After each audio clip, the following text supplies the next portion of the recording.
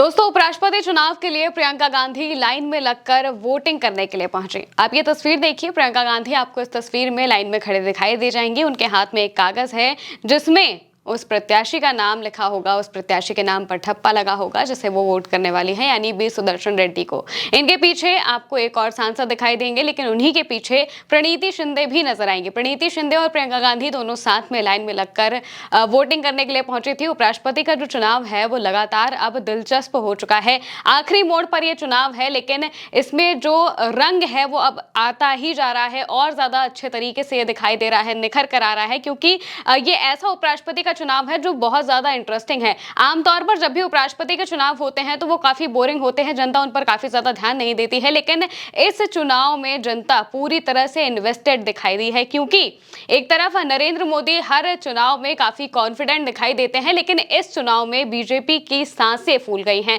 इस चुनाव में जीत चाहे जिस किसी की भी हो, बीजेपी को काफी ज्यादा मशक्कत करनी पड़ी है, ये बात किसी से भी छुपी नहीं है। बीजेपी ने जिस तरीके से लगातार बैठकें की हैं, लगातार उनकी जो इनसिक्योरिटी सामने हुई है वो साफ तौर से देखने को मिली है। क्योंकि अमित शाह को जब अखिलेश यादव के सांसद को बर्थडे विश करने के लिए फोन करना पड़ गया, यानी कि ये बहुत बड़ी बात है। उपराष्ट्रपति चुनाव के मौके के बीच में जैसे ही राजीव राय का जन्मदिन होता है तो अमित शाह उन्हें फोन करते हैं, फोन करके बर्थडे की बधाई देते हैं।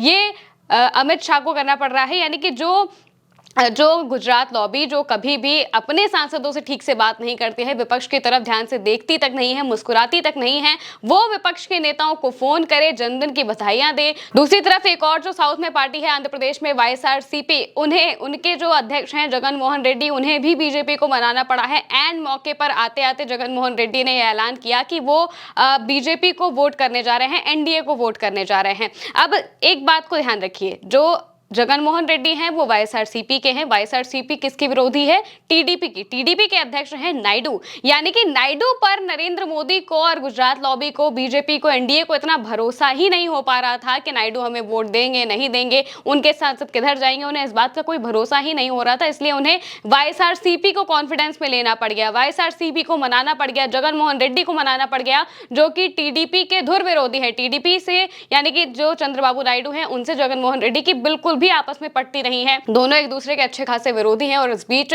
जब नायडू को छोड़कर जगन मोहन रेड्डी का हाथ पकड़ते हुए दिखाई दिए नरेंद्र मोदी, ये बात दिखाती है कि एनडीए में किस तरह से फूट पड़ रही है।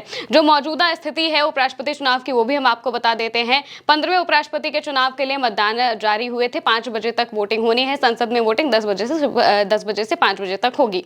एनडीए ने 68 साल के सीपी राधाकृष्णन को, तो इंडिया ने 79 साल के बी सुदर्शन रेड्डी को प्रत्याशी चुना है। B Sudarshan Reddy supreme court के रिटायर्ड जज हैं और इस चुनाव में उनकी सबसे ज्यादा अहम भूमिका दिखाई दी, क्योंकि बी सुदर्शन रेड्डी के पीछे इंडिया का जो पूरा का पूरा कुनबा है वो तो है ही। उनके समर्थन में जितने भी इंडिया गठबंधन के लोग हैं वो सब दिखाई दिए थे।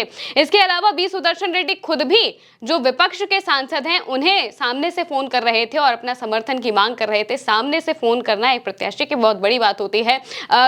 दूसरी तरफ अगर देखा जाए तो राधाकृष्णन ने ऐसा कुछ भी नहीं किया है। एनडीए की तरफ से राजनाथ सिंह बात करने के लिए जरूर आए थे, लेकिन इसके अलावा बहुत कुछ नहीं हुआ। लेकिन सुदर्शन रेड्डी ने सामने से जाकर सांसदों को एक वीडियो मैसेज भी दिया कि जिसको भी वोट करना है वो अंतरात्मा की आवाज पर वोट करे। जब ये बात कह दी जाती है, इसके बाद बीजेपी के जो लोग हैं वो काफी ज्यादा बौखला जाते हैं, क्योंकि देखा जाए तो अभी चुनाव जारी थे। 5 बजे तक चुनाव चलेंगे और इसके बाद वोटिंग चलेगी और उसके बाद 6 बजे से वोटों की गिनती शुरू हो जाएगी। 6 बजे वोटों की गिनती शुरू हो जाएगी। मान लीजिए कि 7, 7:30, 8 बजे तक ये फाइनल हो जाएगा कि चुनाव कौन जीत रहा है, कौन जीतेगा चुनाव, यानी कि हमें जो नया उपराष्ट्रपति है वो उस वक्त तक मिल जाएगा। अब चुनाव चाहे एनडीए जीते चाहे इंडिया जीते, इसमें ज्यादातर तो जो चांसेस हैं आंकड़ों के बल पे वो तो एनडीए के जीतने के ही। एनडीए के पास काफी ज्यादा बहुमत है, बहुमत से ज्यादा के आंकड़े हैं।